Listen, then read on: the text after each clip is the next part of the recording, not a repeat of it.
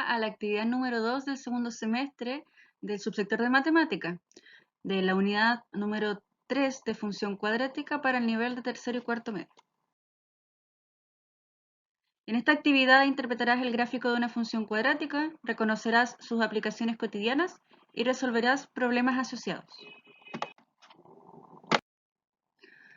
Hola, en esta clase te voy a seguir explicando lo que es función cuadrática. En la clase anterior te enseñamos cómo graficar, ¿cierto? Todo lo que son elementos básicos, ¿cierto? Para que tú puedas graficarla. Y ahora viene la segunda parte. Una vez que ya tengo mi función cuadrática graficada, ¿qué es lo que viene después? Entonces, obviamente en matemática todo es aplicable a la vida cotidiana. En este caso, la función cuadrática que tiene una forma de parábola, podemos observarla en muchas situaciones, en muchos lugares cuando nosotros estamos incluso caminando por la calle. Por ejemplo, en la natación, si ustedes pueden observar la primera imagen, cuando uno se mete dentro del agua y luego vuelve a subir, la forma que tiene la trayectoria del cuerpo dentro del agua es de forma parabólica. Cuando nosotros lanzamos objetos al aire o cuando estamos jugando algún deporte, por ejemplo aquí en la imagen número 2, en la imagen número 3, fútbol y básquetbol, la forma que o la trayectoria que toma la pelota cuando sube y después vuelva a caer al suelo también tiene forma de parábola. Y también tenemos ahí el ejemplo de un lanzamiento de un proyectil que obviamente también todo lo que ustedes lancen desde cierto punto hacia el aire y luego vuelva a caer, siempre la trayectoria va a tener una forma de parábola. También podemos observar, por ejemplo, en algunos edificios o incluso también en lo que son los puentes, puentes colgantes, algunos puentes que ya son edificados de manera más maciza también tienen forma de parábola. Incluso cuando nosotros vamos a caminar al terminal, ¿cierto? Cerca del terminal en la costanera, nosotros nos podemos encontrar con el parque de skateboard, que si ustedes se dan cuenta, las rampas tienen forma de parábola. Hay otro tipo de situaciones en las que podemos aplicar una ecuación cuadrática que no necesariamente tienen que ver con la forma o el dibujo. Por ejemplo, podemos mencionar el crecimiento de poblaciones, que ahí tenemos un sinfín de posibilidades, eh, situaciones de negocio, ya todo lo que es economía, utilidad de una producción, el costo, las ganancias, las pérdidas de una empresa, etcétera. Y en ciencias y medicina también podemos trabajar con lo que es comportamiento de compuestos químicos, comportamiento de microorganismos, etcétera. ¿Ya? Entonces, en resumen, nosotros podemos aplicar la ecuación cuadrática de manera visual y también la podemos aplicar en situaciones que son bastante interesantes. Ya. Entonces, ahora veamos cómo sería analizar una situación en específico. Tenemos el siguiente ejemplo.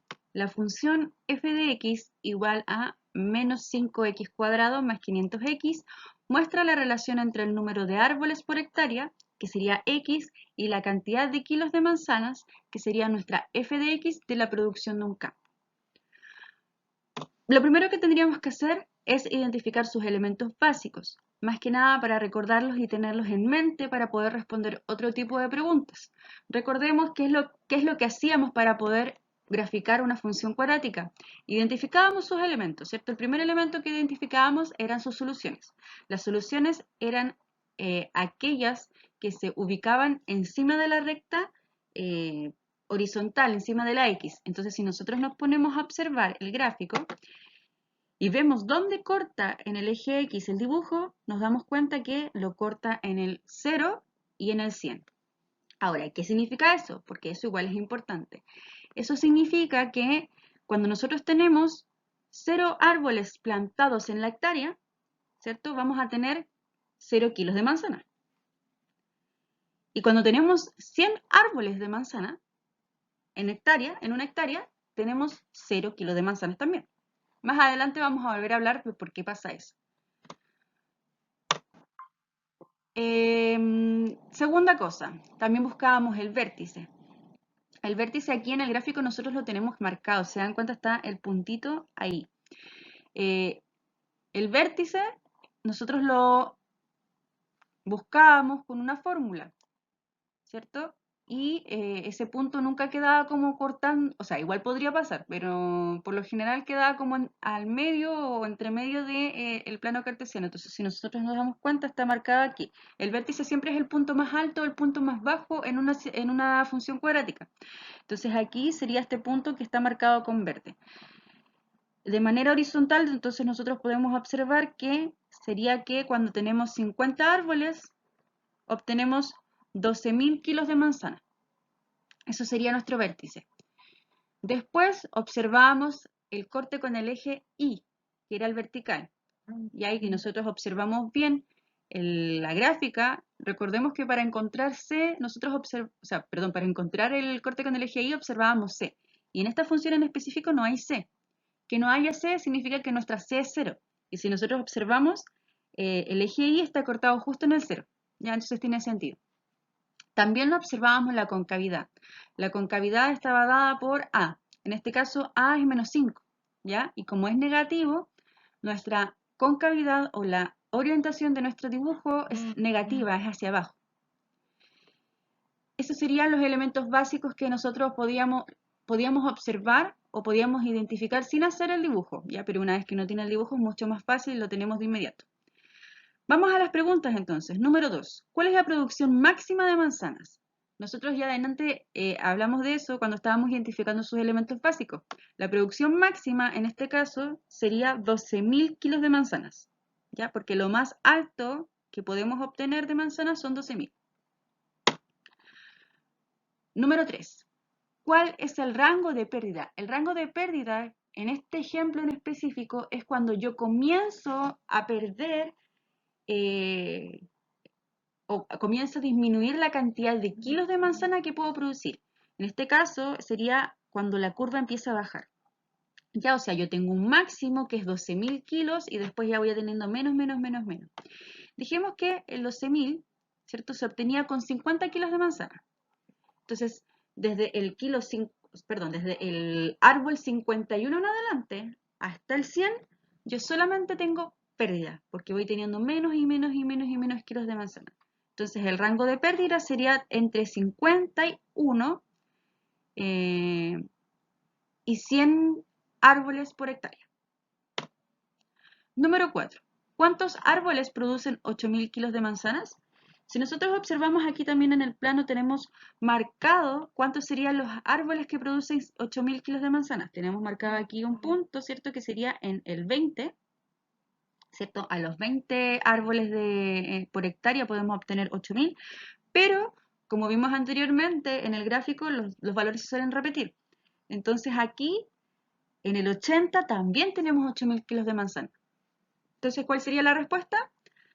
A los 20 árboles y a los 80. Y por último, la pregunta número 5, expliquemos el ascenso y descenso según el contexto del problema. Esta pregunta ustedes la van a tener que ir respondiendo dependiendo del problema con el que estén trabajando. En este caso tenemos número de árboles por hectárea y cantidad de kilos de manzana. Entonces, pensemos un poco. ¿Por qué creen ustedes que cuando yo tengo muchos árboles en un solo lugar, voy produciendo menos y menos manzanas? Cuando yo planto muchos árboles juntos en la misma cantidad de tierra, con la misma cantidad de recursos, ¿cierto? De esa tierra, voy obteniendo menos manzanas porque tenemos menos minerales, menos agua, tenemos menos nutrientes desde el suelo, ¿cierto? Que se van gastando. Entonces, cuando tenemos demasiados árboles en el mismo lugar, simplemente hacemos que nuestros árboles no produzcan las manzanas suficientes. Entonces, hay como un valor justo, un valor máximo, que sería el vértice en este caso, que nos da la cantidad de árboles ideal que nosotros podemos plantar por una hectárea. Entonces, la respuesta sería que es por el tema de que mientras más árboles plantemos, menos nutrientes hay, por lo tanto, menos kilos de manzana. Eso sería la explicación de la última pregunta. Entonces, chiquillos, ahora ustedes los invito a la clase para que podamos seguir conversando de estas cosas y si se dan cuenta, la actividad de esta semana no es tan complicada, así que espero que les vaya súper bien. Estén muy bien. Chao.